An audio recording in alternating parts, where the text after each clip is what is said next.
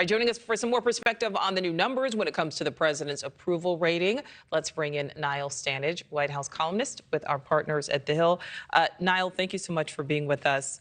So we just heard some of those numbers from Blake. Truly a brutal poll for the president. And this is, from both sides of the aisle. We have Republican and Democrat respondents to this survey. So 2/3 of them say he's not sharp enough to be president. 68% say he's just too old for another term. How does the administration, let alone the campaign, how does the administration navigate these dismal numbers?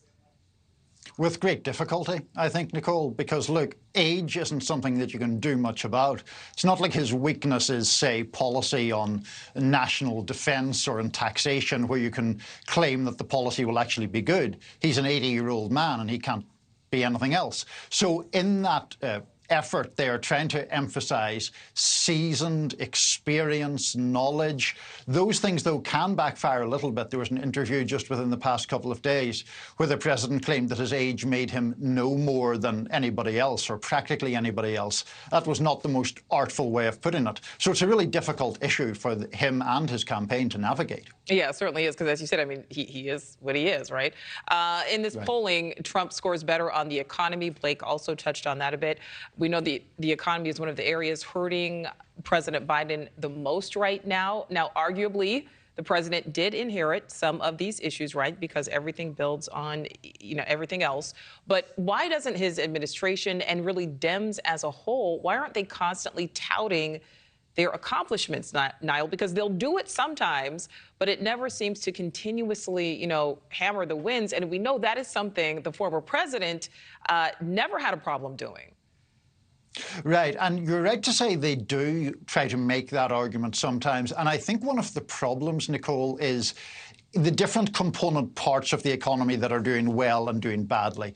When the president talks about his accomplishments, it's almost always about jobs, and he has a really impressive record on job creation. We have unemployment at around about a historic low. Here's the problem. The job market only matters if you're looking for a job. Inflation matters to everybody. And I think that's why there has been such difficulty for the president and for Democrats to get traction on the economy. They are hoping that that will change with time. It seems like inflation has peaked. They just need better feelings about the economy to come through in time for the election. There's no guarantee that that will happen, but that's their hope. All right, so now here's something interesting, certainly to me. There is only a 4-year age difference, as you know, between President Biden and former President Trump. Biden is 80, Trump is 76.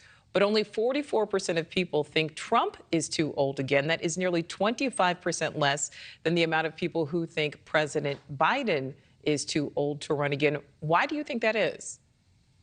I think, honestly, it's because people look at President Biden and see a man who seems less vital and less energetic. We all know sometimes from our own lives and our own relatives, Nichole, that sometimes, age is, in one sense, only a number. Just to be bipartisan about it, both Mitch McConnell and Bernie Sanders are 1 year older than the president. Now, whether you agree with them or not, their cognitive abilities aren't typically questioned.